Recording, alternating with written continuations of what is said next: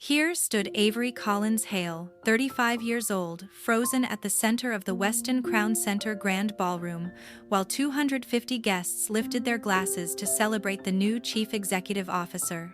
My sister Lauren Hale had just finished her victory speech, smiling with the certainty of someone who believed the battle was already over. Then, she leaned toward the microphone and spoke clearly, deliberately loud enough for every phone camera in the room to capture it. "You are relieved of your duties, effective immediately. Security will escort you out." 250 heads snapped in my direction at once. Champagne paused halfway to waiting lips. A sharp breath cut through the room. Someone gasped. I did not move. I did not blink. I reached for the guest badge pinned to my black dress, unclipped it slowly, and placed it with care on the rim of my untouched champagne flute. The glass trembled slightly, then went still. Only then did I lift my eyes to Lauren.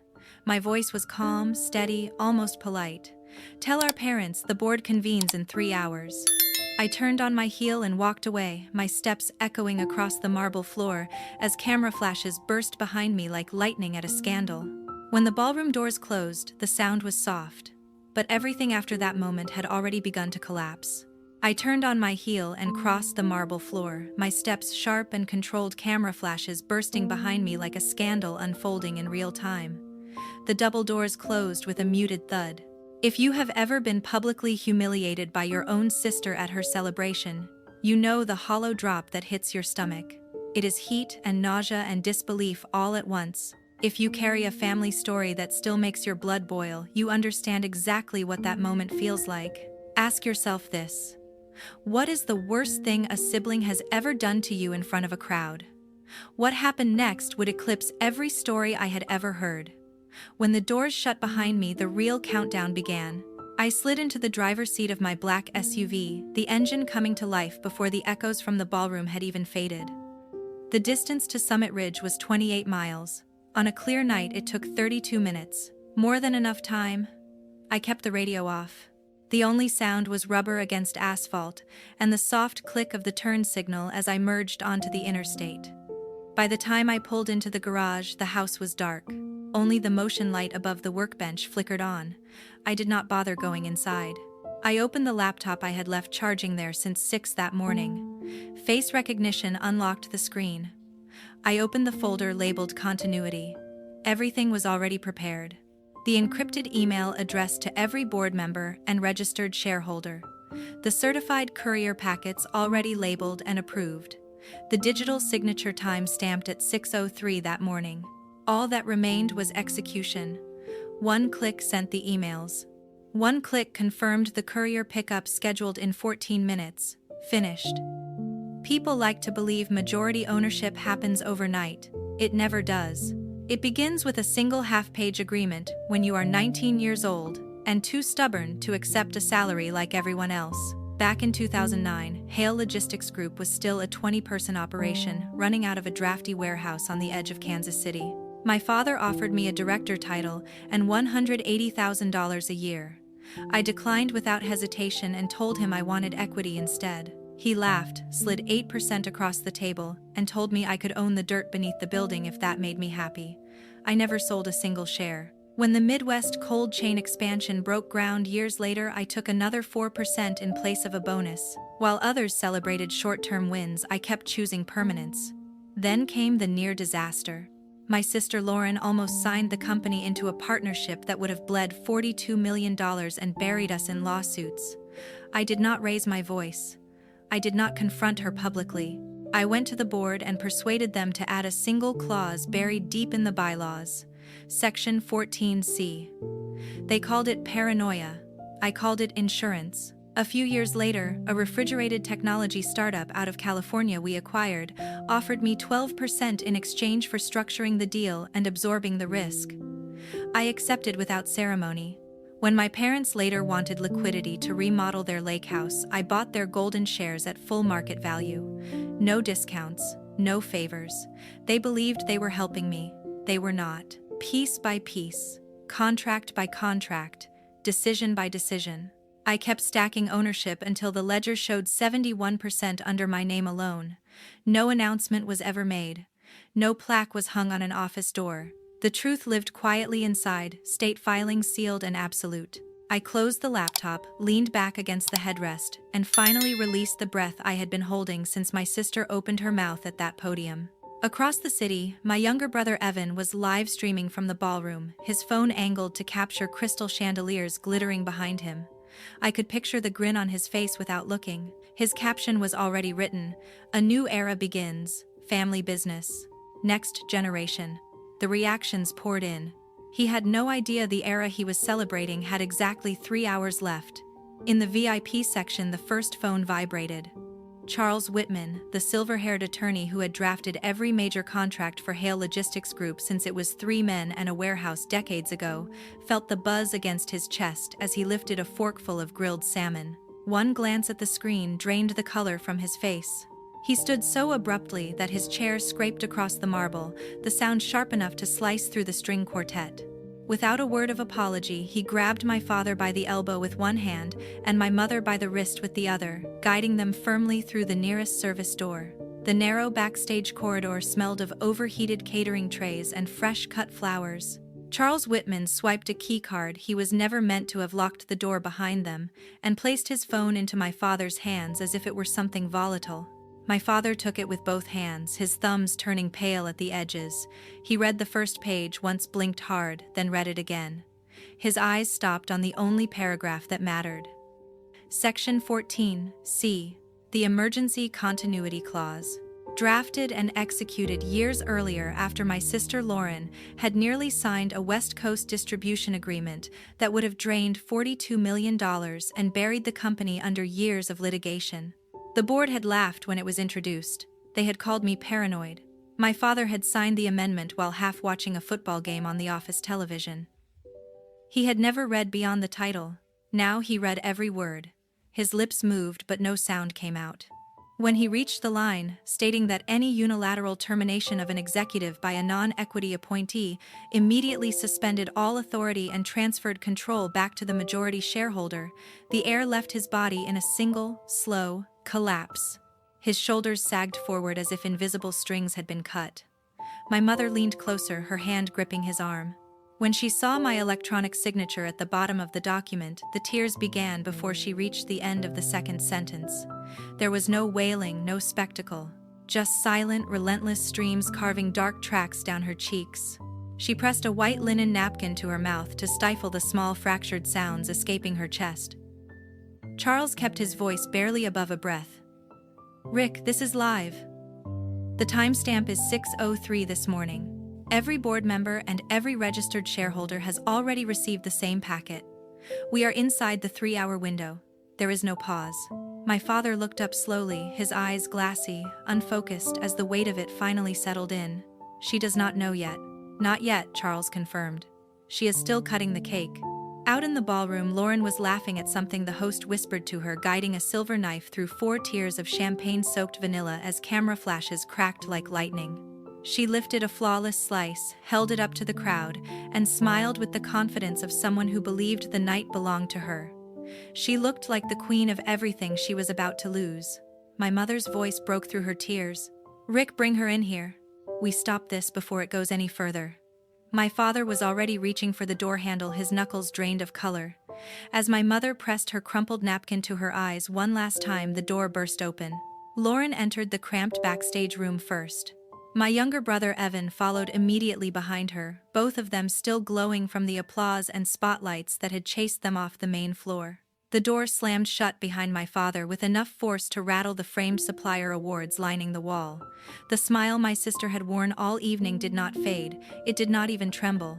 "What exactly is this about?" she asked, smoothing an imaginary crease from her white blazer as if a red carpet interview were waiting just outside the door.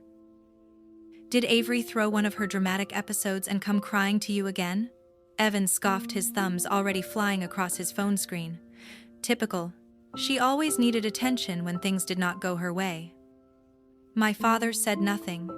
He did not argue. He did not explain. He simply rotated the tablet on the small conference table and slid it across the polished surface until the screen faced them. The latest official Connecticut filing filled the display. An ownership breakdown stamped and certified that very morning. Final. Notarized. Impossible to challenge. 71% sat in bold beneath a single name, Avery Collins Hale. Lauren's eyes locked onto the number. Her perfectly shaped red lips parted, but no sound followed. The confidence drained from her face slowly, like color bleeding out of a photograph, leaving only shock behind. Evan leaned over her shoulder, expecting a glitch, a prank, some clerical mistake. When the same figure stared back at him, his smirk vanished instantly, as if someone had flipped a switch. His mouth opened, closed, opened again. Nothing came out but a thin wheeze. Lauren finally found her voice. It came out sharp and brittle. This has to be fake. Some cheap trick. She cannot possibly own that much. It is not real. Charles Whitman cut in, his tone flat and precise.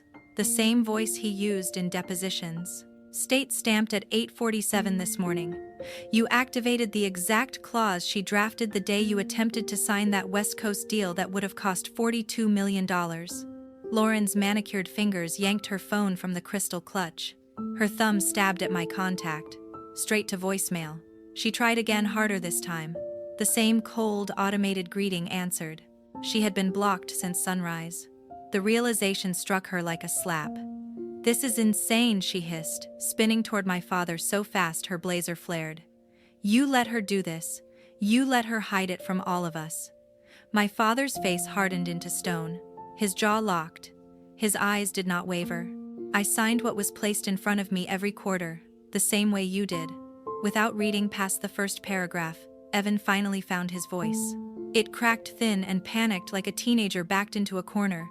We can still fix this. Call an emergency attorney. File for an injunction.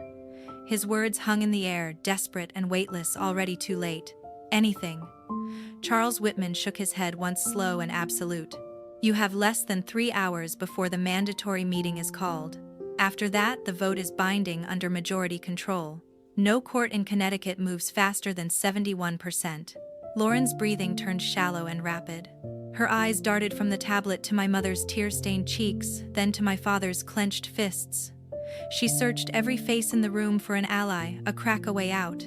There was nothing. The room seemed to close in on her with every frantic glance. She tried one last time. Her voice fractured completely. She would never destroy her own family over petty revenge. My father met her stare without blinking. You destroyed any chance of mercy the moment you humiliated her in front of 250 people who used to work for her. Silence swallowed what little air remained in the room. Lauren stood motionless, staring at the glowing screen as the truth settled into her chest like ice water. Evan kept refreshing his phone, his thumb shaking, waiting for a miracle that was never coming. While Lauren remained frozen in place, every board member's phone vibrated at the same time. The first was Harold Weinstein, the board chairman.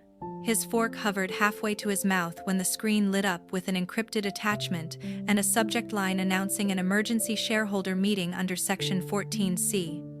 Harold's jaw tightened. He set the fork down, pushed back his chair, and walked straight to the head of the security station near the east exit. One sentence, low, controlled. Lock the room. No one leaves. Within 15 seconds, every other board member's device followed. Margaret Klein opened hers, her eyes widening behind her reading glasses. Paul Delgado muttered a curse under his breath. Phones began rising throughout the ballroom like dark mirrors reflecting the chandelier light. The jazz quartet struck a wrong note and stopped playing altogether. Security moved immediately. 6 additional guards in black suits appeared at the 4 main exits and both service doors. Arms crossed, feet planted, polite smiles that dared anyone to test them. Near the coat check, a venture capitalist made a hesitant move toward the lobby. He did not get far. A guard stepped sideways and blocked the path without a word. Another guest phone, already pressed to his ear, tried the west corridor and met the same wall of muscle. The message was instant and unmistakable. The celebration was finished. On stage, the host, a local news anchor hired for the evening, sensed the shift ripple through the room. He gently took the microphone from a confused server who had been moments away from announcing dessert. "Ladies and gentlemen," he said, his voice steady but louder than necessary, "please remain seated. We will have a brief, unscheduled announcement from the majority shareholder shortly. Thank you for your patience." The house lights dimmed another notch. The string lights above the cake table stayed bright, making the four-tier champagne-soaked masterpiece look suddenly absurd. Lauren rushed back out from the private corridor, her cheeks flushed, her hair slightly out of place for the first time all night. She gripped the microphone stand with both hands to steady herself, her knuckles drained of color. "Everything is perfectly fine," she announced, the words tumbling over one another. "This is only a minor administrative update. Please remain calm and enjoy the rest of the evening." Her right hand shook so violently the microphone shrieked with feedback. A thin ripple of nervous laughter drifted up from one table, then died immediately. No one believed her anymore. At the edge of the stage, Evan appeared, forcing a casual posture as he slid along the velvet wall toward the service exit. His phone was pressed tight to his ear, his lips moving rapidly, his eyes darting. He managed 3 steps. A guard materialized in front of him, shook his head once and pointed back toward the ballroom floor. Evan froze, trapped between the guard and 200 watching faces. The temperature in the room seemed to drop 10 degrees in less than a minute. Champagne went flat in untouched glasses. The waitstaff stood frozen mid-step, silver trays of petite desserts suspended in the air. Phones continued to light up across the ballroom, with the same document, the same ownership table, the same name printed in bold at the very top. A woman at table 6 gasped loud enough for half the room to hear. Her husband tilted his screen toward her so she could read it herself. The sound spread outward like a shockwave. Someone whispered, 71%. The number traveled faster than the document ever could. Lauren tried again. She forced a smile that looked painted on by an unsteady hand. "Really, everyone, there is absolutely nothing to worry about. We will return to celebrating in just a moment. Please remain seated." Her voice fractured on the final word. The microphone shrieked again. No one applauded. No one cheered. The jazz quartet remained silent, instruments resting on their knees, eyes lowered. The host returned to the stage and gently but firmly took the microphone from Lauren's trembling fingers. "Once again, please remain in your seats. The majority shareholder is present and will address the room directly within the next few minutes." Lauren's grip failed completely. The microphone stand wobbled, nearly tipping over. Evan stood, pinned against the wall, his face drained of color beneath the golden glow of the chandeliers. His phone hung uselessly at his side. As the stage lights dimmed further in preparation for what came next, the main doors swung open. I walked straight down the center aisle in a simple black sheath dress, a laptop tucked beneath one arm. My heels made no sound on the thick carpet runner. The room held its breath. There was no entourage. No dramatic entrance music. No security walking at my side. Only the soft click of the double doors closing behind me, and the sudden hush that swallowed every clink of glass and murmur of conversation. 250 faces followed my movement, as if I were the only thing still alive in the room. I stepped onto the low stage, placed my laptop on the podium Lauren had abandoned minutes earlier, and opened it. The 60-foot screen behind me flared to life. The secure voting portal appeared instantly, a system I had personally coded and stress-tested over 3 sleepless nights years earlier. The interface was simple, unforgiving, and unbreakable. "Good evening," I said into the microphone, my voice carrying without effort. "My name is Avery Collins Hale. Under Section 14C of the Shareholder Agreement, I am calling an emergency shareholder meeting effective immediately. Every registered voter in this room should already have access on their devices." A wave of phones rose across the ballroom like a dark tide. Fingers began to move. Harold Weinstein, chairman of the board for more than a decade, stood from the front row without hesitation. He climbed the side steps, took his place beside me, and adjusted his glasses. He had seen the packet earlier. He already knew how this would end. "Motion on the floor," Harold announced, his voice measured and formal. "Immediate rescission of the appointments of Lauren Hale as Chief Executive Officer and Evan Hale as Vice President of Sales. The majority shareholder has proposed." "Is there a second?" Margaret Klein stood first, her pearl necklace catching the stage light. "Second." Paul Delgado rose immediately after her. "Second." 3 more board members followed in rapid succession. The chain locked, the voting portal went live. Green signaled approval. Red signaled rejection. The outcome was already written. Percentages climbed in real time across the massive screen glowing against the dimmed house lights. Lauren burst from the wings, her heels skidding as she rushed forward. "This is insane. You cannot hold a meeting in the middle of." Harold lifted one hand. "Calm. absolute. The chair recognizes only registered voters at this time. Lauren froze mid-step, her mouth still open, the realization hitting her all at once. No one was listening. From the side aisle, Evan tried next, his voice cracking. "Avery, come on. We are family. You are really doing this here, right now." I did not look at him. I watched the numbers instead. 58% green, 61, 64. Small shareholders, warehouse managers who had earned fractional equity over decades, mid-level engineers who had chosen stock instead of raises tapped yes without hesitation. They remembered who had fought to protect their bonuses when Lauren wanted to slash costs. They remembered who had personally rewritten the disaster recovery systems after the flood threat years earlier. 67%. Long-term institutional investors followed without pause. They had watched me turn down impressive titles in exchange for deeper ownership year after year. Their votes locked in within seconds. 69%. Lauren tried again, louder now, desperation seeping through her voice. "Harold, shut this down. She is bluffing." Harold did not move. 70% reached. Motion threshold met. 71% snapped into place and held. Solid green across the entire screen. Harold turned to the room. "The motion carries under majority shareholder authority. Appointments are rescinded. All executive privileges are revoked. This meeting is adjourned." The final tally remained illuminated for 5 long seconds, searing itself into every retina in the ballroom. A collective breath released all at once. Someone dropped a fork. The sharp clatter echoed like gunfire in the sudden silence.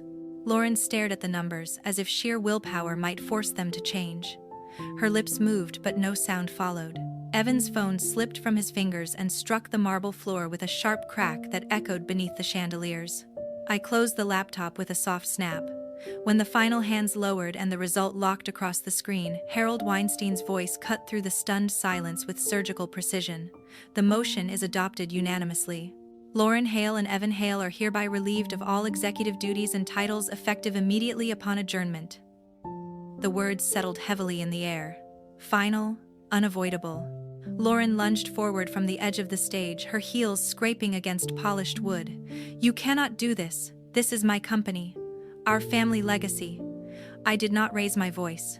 I rotated the laptop toward the projector and advanced to the next slide with deliberate calm. The massive display behind us shifted, bathing the ballroom in cold blue light. "I already have. And to ensure a smooth transition, additional measures are now in effect." The screen filled with a pre-signed addendum, prepared at dawn, every line reviewed and approved by outside counsel. It detailed the immediate activation of a 10-year non-compete clause prohibiting both of them from any role within the food supply chain, software industry, or any related field nationwide. No consulting roles, no competitor board seats, no quiet advisory calls to clients we had built together. Below that, in bold text, came the next consequence. Immediate forfeiture of all previously granted golden shares, along with permanent revocation of all future dividend rights tied to their former executive compensation packages. Those shares were never just paper. They were the safety net Lauren had cashed in for her weekend escapes and luxury retreats. They were the buffer Evan relied on to bankroll his vintage car obsession. All of it vanished in a single decision. Lauren's eyes moved across the text, one line at a time. Her lips parted as the meaning finally landed. Color drained from her face until she looked almost translucent beneath the stage lights. Evan, standing just behind her, gripped the edge of the podium. His skin took on a sickly gray tone. He looked moments away from being physically ill, right there on the Persian rug. "Security," I said quietly into the lapel microphone, my voice even almost bored.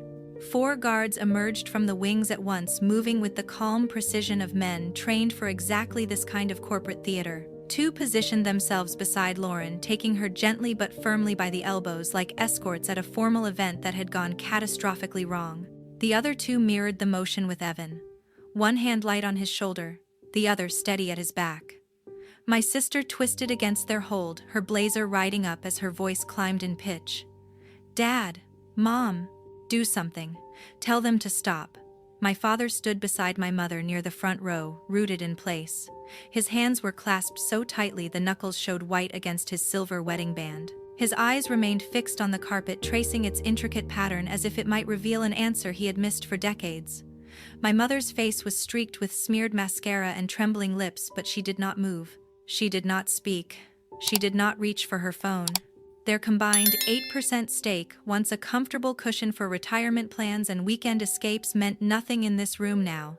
No vote to cast, no voice to raise, no leverage left to challenge the momentum I had built, contract by contract, filing by notarized filing. Lauren's voice broke completely as the guards guided her toward the service corridor off stage, the narrow passage lined with emergency lights and abandoned coat racks. "Avery, please. We are sisters. Blood sisters. You cannot just erase us like this." I met her eyes for the first time that night and held her gaze without blinking.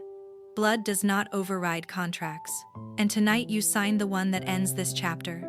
Evan was already halfway down the steps, his shoulders hunched, trembling under the steady pressure of the guard at his back.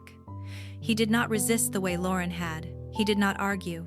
He simply stumbled forward, head lowered, the fight draining out of him with every step.